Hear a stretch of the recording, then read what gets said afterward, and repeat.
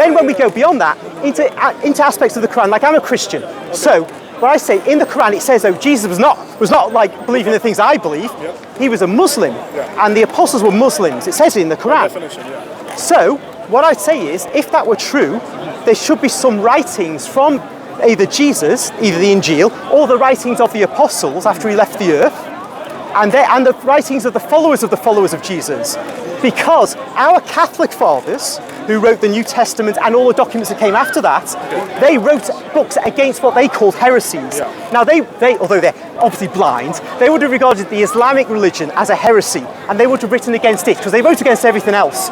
There's not a trace of an Islamic document in the early centuries. Not a single trace. And that suggests it was made by Muhammad. Now you may, of course. If I may, so there was actually, in the earthquakes, this was dug up again recently, during the earthquakes in Turkey, this is actually a thing that people were arrested for. This is documented. So Israeli authorities were found essentially pretending to excavate for people, but actually were recovering documents from a museum. They were arrested for that reason by the Turkish authorities. What they recovered was a Bible, essentially. Except it wasn't really a Bible, it was in manuscripts from St. Barnabas. And the stuff within it are things that are actually incredibly odd for a Christian to write. For example, Paul is not trustworthy and Jesus did not die on the cross. Just because I'm only saying this because this is exactly what... How does that make him the real Barnabas? I'm only saying this because that is the extent of my knowledge. I would recommend that either of you please look into that. I've looked into it already, and just because somebody writes, I am Barnabas, how does that make them to be Barnabas? I'm not going to assume that it said, I am Barnabas on it. No, but they're claiming to be Barnabas. How does that make that claim true? So, like I said, all I'm saying is what I've seen, and it was just very interesting. I sent it to some of my Christian friends to evaluate. Is this the Gospel of Barnabas? Yeah, the Islamic one, yeah.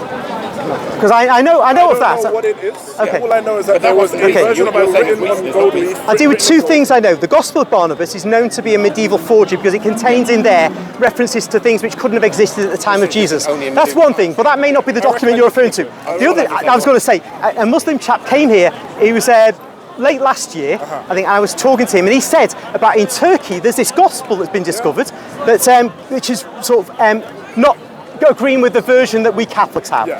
But I went up and looked into this, and actually there is a document. It's regarded as being medieval. It seems to be produced from an Islamic source, but it's medieval. Now, that's what I looked into, because he said this, and it sounds very similar. But I can't say any more than that, okay? So, just as a rule, Muslims are not allowed to doctor their own religious text, even if it's not their own text. Well, somebody did that with the Gospel of Barnabas. It's not Quran being doctored. It's not Quran being doctored. It would be a different document by somebody else. Regardless,